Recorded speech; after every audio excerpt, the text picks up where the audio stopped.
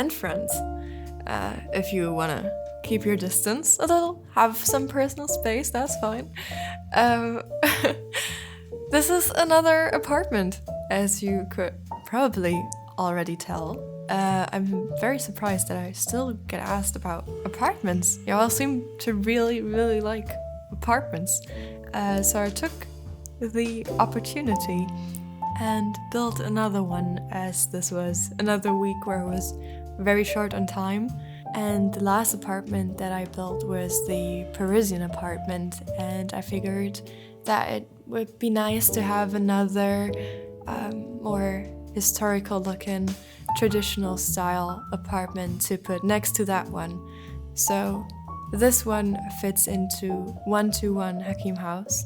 And if you're wondering about the windows, I've talked about this in that last apartment build, but I've used the tool mod to change the windows. And if you've never done that before, I will put a link in the description for a beautiful tutorial that will tell you exactly what to do. It's super easy, honestly is.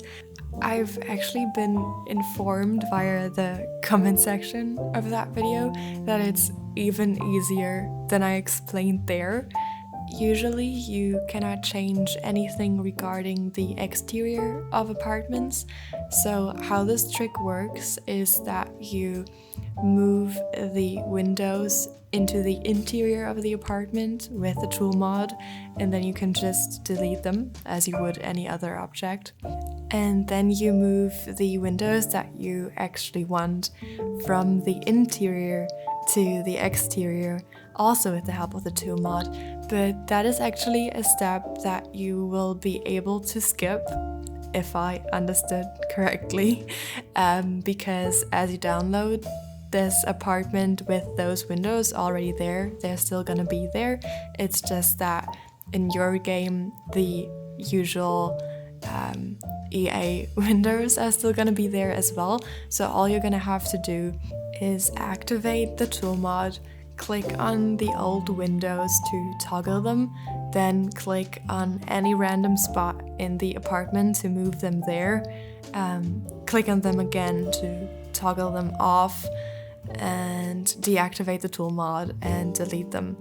And if you wanted to, you could even click on multiple at the same time using command. Is it command? I don't know. It's just muscle memory at this point, but I highly recommend watching a tutorial for the tool mod if you're just getting into it. That really helped me, and now it's like second nature using it.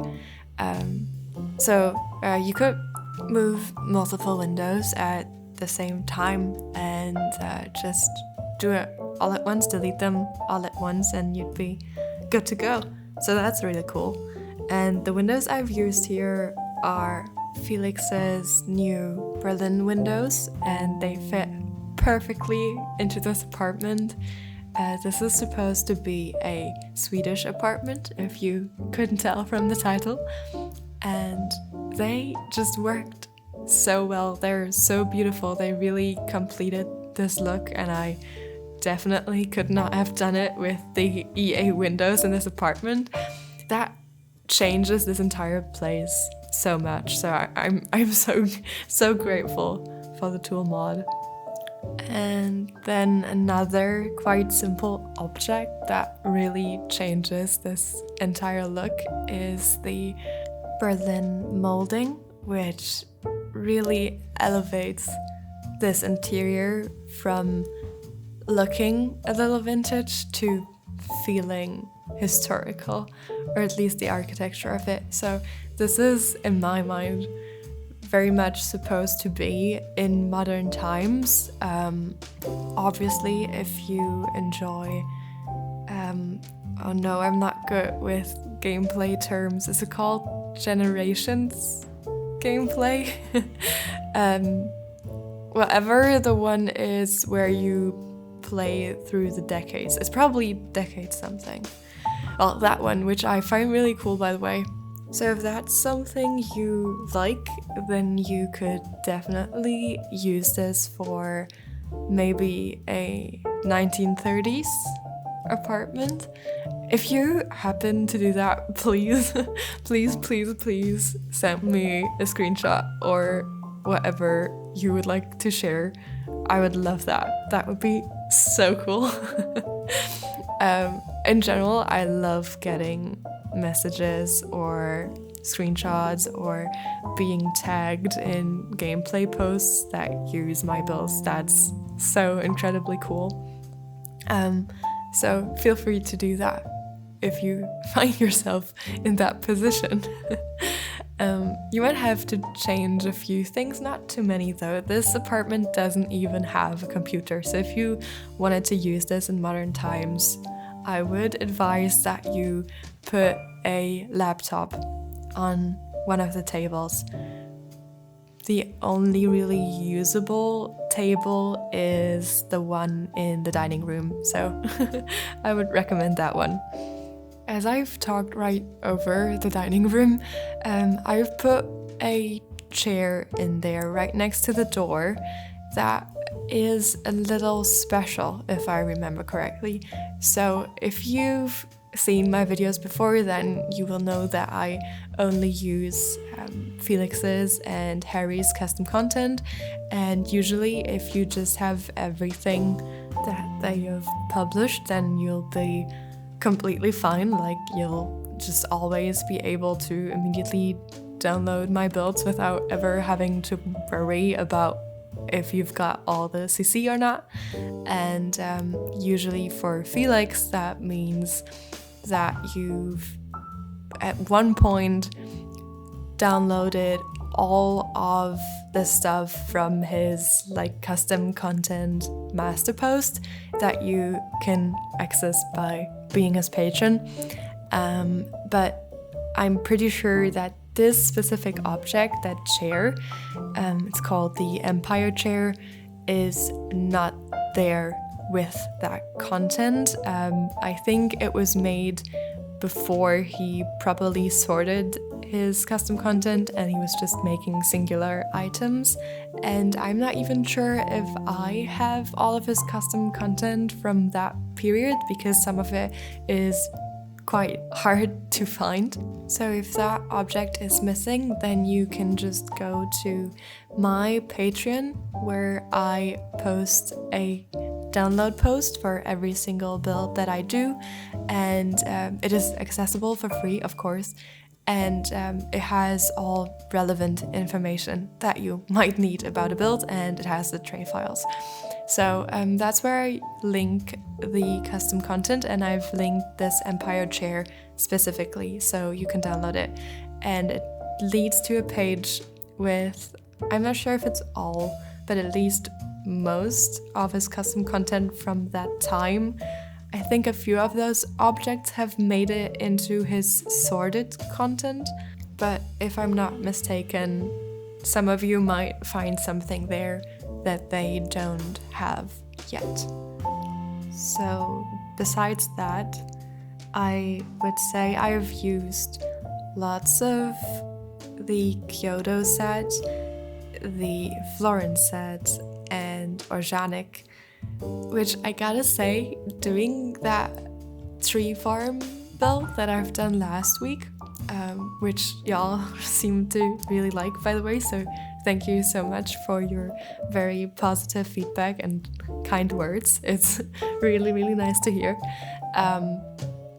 So that really inspired me to do some more traditional builds. If you've listened to that voiceover, I was kind of talking about how I was, I'm not sure if I'd call it a rut, but I wasn't as inspired to do traditional interiors, and I did one there and it really got me going. So I was inspired to immediately do an apartment that has a very distinct vintage air about it, and I was inspired by the city of Stockholm and some interior photography that I have seen lately that featured some really beautiful historical apartments in a variety of European mostly Nordic cities that made beautiful use of vintage furniture, and nevertheless, the composition of the interior still felt modern somehow. I really appreciated that.